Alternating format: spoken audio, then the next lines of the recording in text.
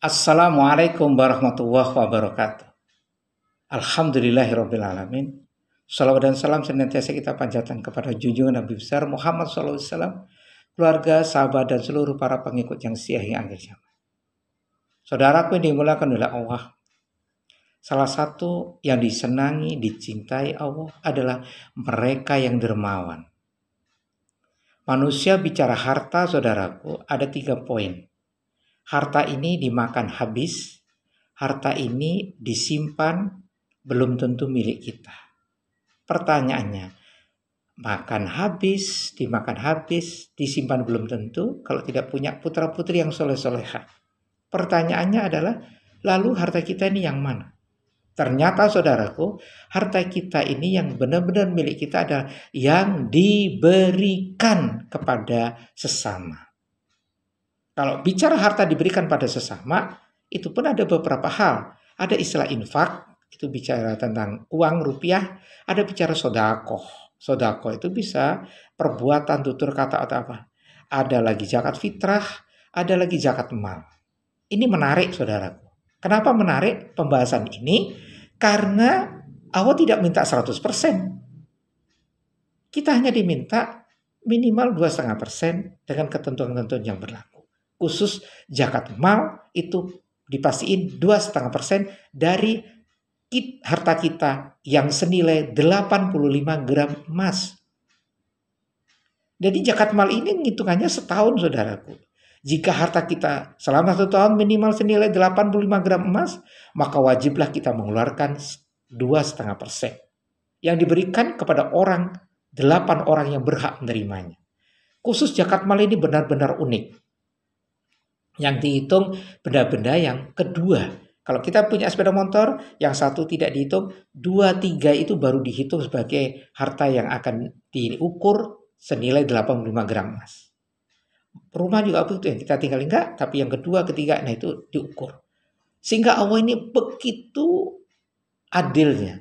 Allah ini begitu maha adil, maha tahu, maha perhitungan yang sangat tepat. Dan itu pun saudaraku, Allah hanya meminta 2,5% dari 100% yang kita dapat peroleh. Mulai dari oksigen, mulai dari meripat telinga, kepala, semuanya itu hidup yang harganya bisa triliunan. Kalau di total semua yang kita dapat dari Allah. Dan begitu per tahun diminta oleh Allah sebagai zakat mal, itu pun Allah cuma minta 2,5%, 1.000 cuma diminta 25 rupiah, dan seterusnya. Siapakah yang berhak menerima zakat mal ini? Sebagaimana di dalam surat At-Taubah ayat 60, Allah telah berfirman, yang terjemahnya kurang lebih sebagai berikut. Sesungguhnya zakat-zakat itu hanyalah untuk orang-orang fakir, orang-orang miskin, amil zakat, para mu'alaf yang dibujuk hatinya, untuk memerdekakan budak, orang-orang yang terlilit hutang, untuk di jalan Allah, dan untuk mereka yang sedang dalam perjalanan. Sebagai suatu ketetapan yang diwajibkan Allah, dan Allah maha mengetahui, lagi maha bijaksana. Ayat ini jelas menggunakan kata innama yang memberi makna hasr, pembatasan. Ini menunjukkan bahwa zakat mal ini hanya diberikan untuk 8 orang. Tidak boleh yang lain.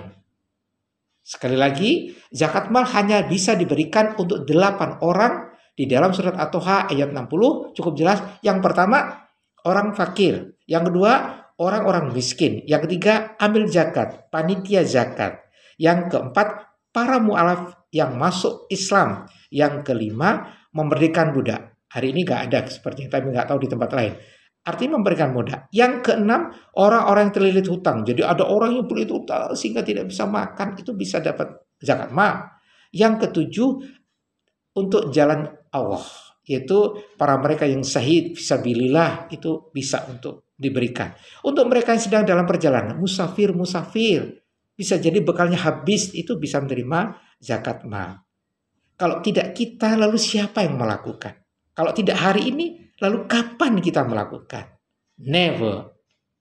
Now or never. Sekarang atau tidak sama sekali. Ingat saudaraku, hidup ini sebentar.